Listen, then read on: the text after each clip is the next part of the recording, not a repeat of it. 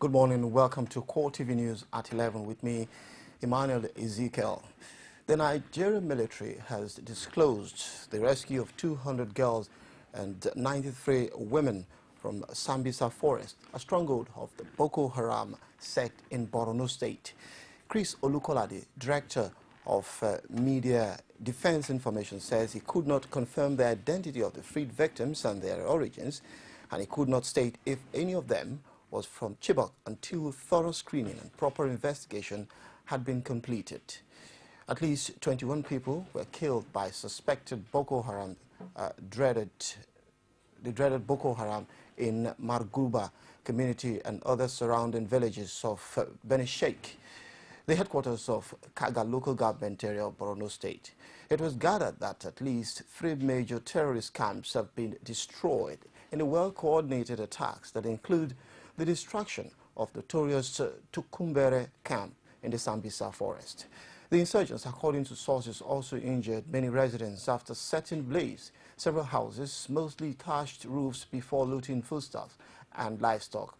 Beni Sheikh is northwest and about 76 kilometers drive from Maiduguri, the state capital. It is located on the fringes of Sambisa forest along Maiduguri-Dama through Kano Road, which have witnessed series of deadly attacks by the insurgents.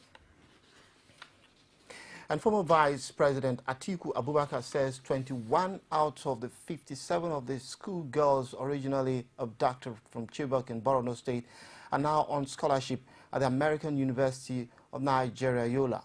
He said this on the sidelines of the Kaduna International Trade Fair. Atiku Abubakar explained that a foreign donor is paying the bills of the girls to the tune of $3 million. Deliberate efforts to see if we secure some of those of them who escaped. There were about 50-something of them who escaped. And out of the 50-something, we traveled to Chibok and got 21 of the girls and brought them to Yola. And we decided to establish a scholarship to educate them.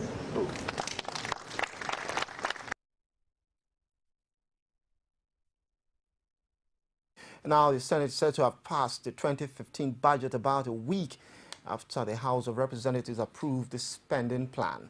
The 4.493 trillion naira approved by the upper chamber was, however, about 50 billion naira higher than the original estimate presented to the National Assembly. There was also a marginal reduction in the recurrent expenditure, while the capital side of the budget was scaled down from 642.8 billion naira to 556.9 billion naira. The senators, however, did not make provision for fuel subsidy, even though 21 billion naira was set aside for the Subsidy Reinvestment and Empowerment Program, SHOPI.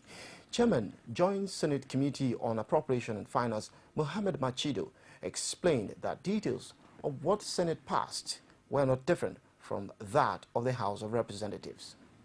A bill for an act to authorize the issue from the Consolidated Revenue Fund of the Federation the total sum of 4,393,363,957,158 naira only. Senators passing the 2015 budget 5 months after the federal government submitted an estimate for their consideration. 4.4 trillion naira is what both chambers of the National Assembly have agreed on, with a crude benchmark of $53 per barrel. The capital expenditure is quite low compared to what will be spent on recurrent. Also, there is no provision for fuel subsidy, even though money was set aside for SHOPI. This year, subsidy has not been brought into this expenditure. We have not seen it, and we did not provide for it too.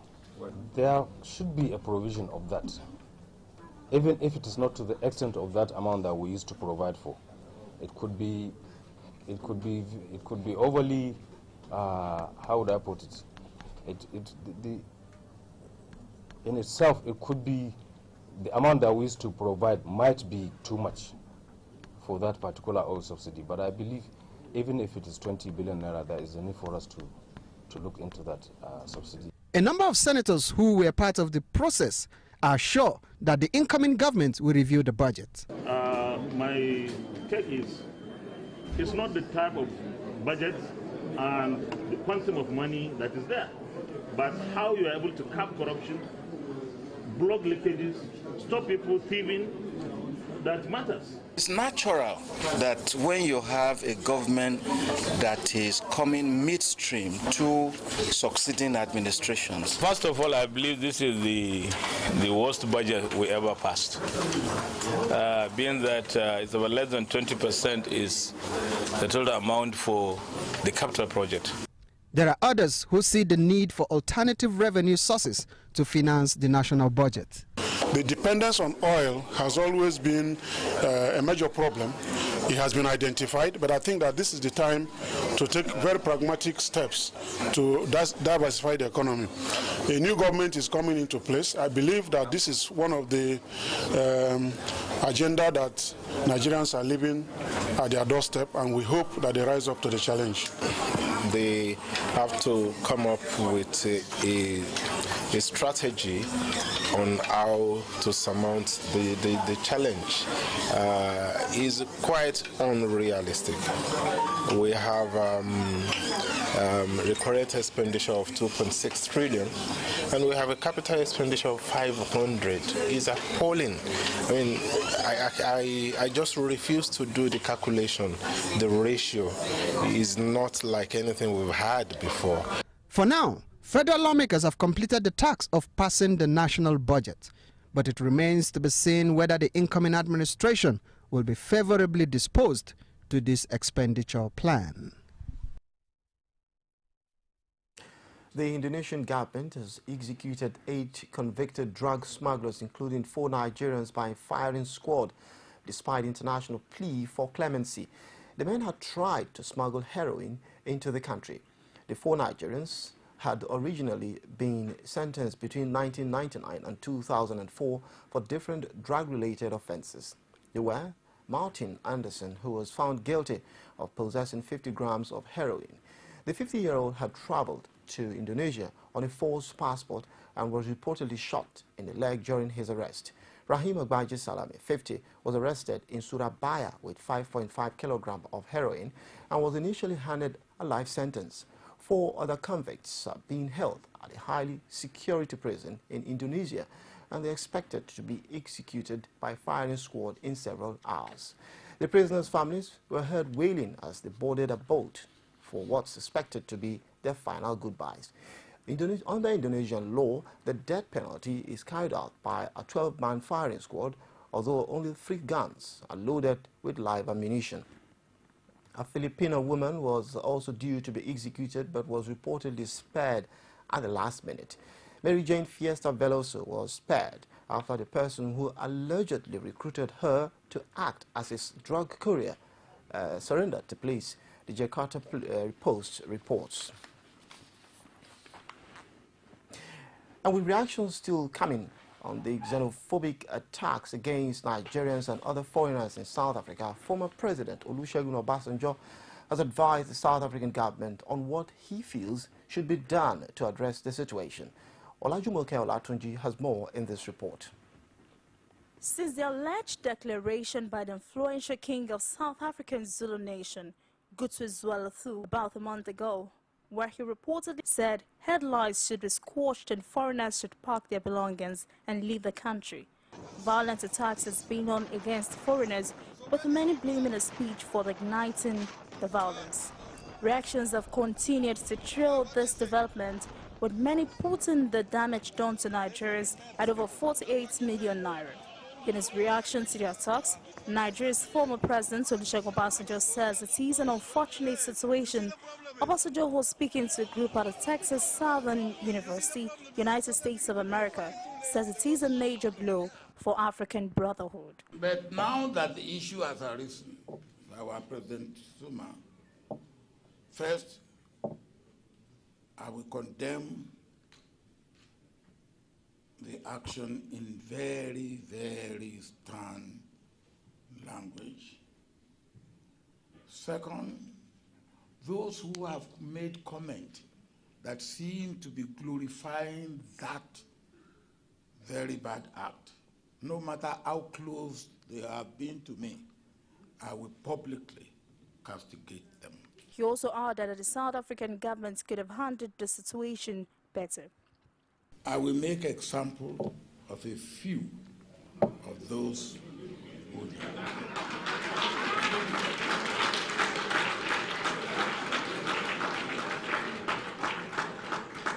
And I mean that. I will make a sample of a few. Look, it doesn't matter what we may say. South Africa is one of the most developed countries in Africa. Xenophobic attacks have been on the rise in South Africa after democratization in 1994, and the attack seems to grow in intensity each time. Olajumoke Olatije, CoreTV News, Lagos. If you're just tuned in, you're watching CoreTV News at 11. We'll go for a very quick break. When we come back, we'll bring you more reports. Stay with us. From time immemorial, women have birthed life, shaped character, and by extension, influenced the society. Moremi of Ife, Emoten of Benin, Queen Aminat of Zaria, all women of influence and power. Whether it's before election, after election. How ironical. Women being so powerful, yet have few grounds in decision making. They see you as a wife, and I see you as a wife to a man. We are talking women in politics. A woman will be bold enough to stand up and say, I want to become president of Nigeria. Only on CoreTV News. Welcome back. Well, you can reach us on our following social media platforms: Facebook, facebook.com/CoreTV News, or our Twitter handle at CoreTV News NG. You can also check us out YouTube channel, youtube.com/CoreTV, leave a space, and then news. Now, France has pledged its readiness to help Nigeria boost its security, especially in the light of the war against insurgency.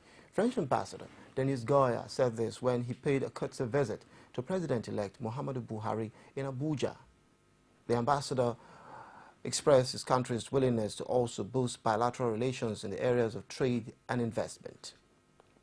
Kyle Samuel has more in this report. The visit lasted only a few minutes, but lots of issues were discussed. First is the fight against Boko Haram insurgents and how to bring the menace to an end. So, to ensure this happens, the French ambassador pledges his country's support in the area of information sharing and intelligence gathering. For better cooperation and collaboration among the countries in the region, and also work with the Nigerian armed forces in terms of exchange of information to contribute to the common fight against that terrorist threat. Also, the German and Sahrawi Republic ambassadors were on hand to separately congratulate the president-elect. They urged Buhari to carry all Nigerians along in his quest to bring about positive change. Congratulating the president-elect of the victory in the last general elections, expressing the will of the Sahrawi government to political and security political questions, economic questions. We have an energy partnership with Nigeria. We work close together in questions of cultural relations. Igbo leaders across the country also visited the president-elect.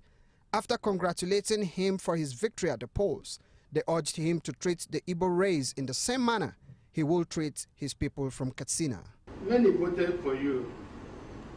Please get them along at least to prove to them that we in the north are not wrong when we told them that you will treat our people the same way you will treat the people of Katsina State. Address express that you made a very, very huge political decision by coming to meet me before I go to the polls. You organize yourself, you came and told me, you declared your political support. You may not be very successful in convincing your brothers across the Niger, but you have been proved right. So I think I can for making this shrewd political appreciation and decision. I congratulate you for that. The president-elect is expected to host more visitors before the May 29 inauguration date. Here at the Defense House in Abuja is where the president-elect, General Muhammadu Buhari, is conducting his affairs ahead of the May 29 inauguration date. Presidents, diplomats, and world leaders have come around here to congratulate Buhari on his victory at the polls. Pius Samuel, CoreTV News, Abuja. Away from that now, the All Progressives Congress has said that all accredited media organizations in the country, including Africa Independent Television, AIT, are free to cover activities of the president-elect, Muhammadu Buhari. The party insists that the incoming administration has no plans to discriminate against media regardless of the role they played in the build-up to the presidential election.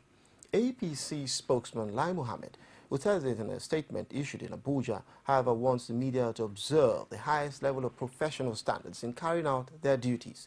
The party noted that there must be repercussions within the realms of the law for media organizations who have wantonly breached the code of ethics of the journalism profession and turned themselves to partisans instead of professionals.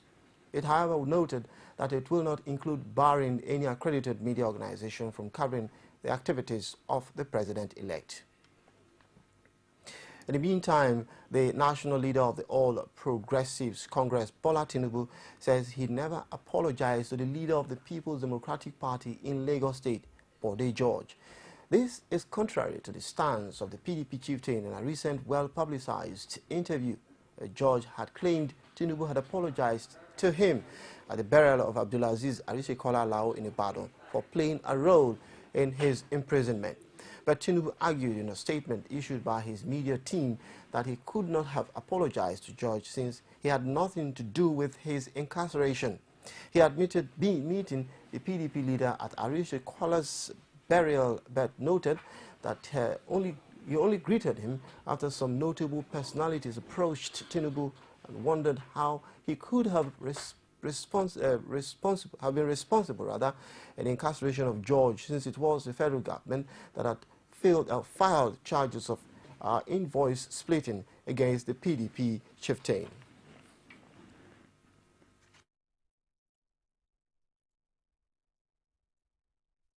Now, the federal government has declared Friday, May 1st as public holiday to mark the 2015 Workers' Day. Interior Minister Abba Moro made the declaration on behalf of the federal government. He congratulated all Nigerians for their resilience and commitment in the face of the challenges of daily living and enjoined them to sustain support for President Goodluck Jonathan. Meanwhile, the Speaker of the Kebbi State House of Assembly, Hassan Mohammed Shala, has been impeached for alleged breach of trust and embezzlement of allowances of some members. At this Tuesday sitting, which held in the absence of the Speaker and his deputy, a member of the House representing Berenin Kebbi North constituency, Abubakar Sabo, stood as the chair of the plenary. Another member representing Yauri State constituency, Aminu Gumbi, moved the motion for the impeachment of the Speaker, and it was seconded by Honorable Aliyu Motubari from Kalgo constituency. Shortly after the Speaker was impeached, the House elected Habib Musa Jega as a new Speaker via a motion moved by Bala and Baba Waje. Shala was, however, impeached by 12 out of the 24 members of the House of Assembly. Jega, a former Speaker, was also impeached by his colleagues in a controversial manner in December 2014. Meanwhile, the governorship candidate of the People's Democratic Party in Imo State, Emeka Ihedioha, has rejected the result of the election as declared by the Independent National Electoral Commission, the INEC. The PDP flag bearer says the level of irregularities is so high that it will be a travesty for him to accept the result of a flawed process. He, however, calls for calm on the part of the citizens of Imo State. And now to Edo State, where Governor Adams Oshiomhole has commenced the inspection of various ongoing projects in the state, days after the just concluded general elections in the state. The governor, who spoke to newsmen shortly after inspecting some major projects in the areas, maintained that the exercise was worthwhile, adding that he will continue to provide more services to the people. Our Edo State correspondent has more in this report. While inspecting ongoing projects across Benin City metropolis amidst applause from residents of the area, they expressed joy over the reconstruction of their roads following several years of neglect. The governor made frequent stops to greet residents itching to have close contact with him, as got a white cock from an elderly woman in appreciation of his efforts in the state. He further assured the residents of keeping the trust line between the APC government and the governed. We are continuing to demonstrate to Edo people that for every reward that they extend to us, we will continue to reciprocate. That, like I said in my thank you statement, that the APC government will never take the support of the people for granted. This president appreciated the ongoing development in the state as he thanked the governor for his gesture. Beautiful, beautiful. Look, you say this Sigi and Dasin. Many people along us here say, this road will not be done. It's playing us, it's playing us. But today, it's a reality. Some of the project areas inspected are 2nd East Circular Road, Upper Mission and Upper Lawani. These projects, when concluded, will help ease the major part of the metropolis with erosion and flooding, which has become protracted during rainy seasons.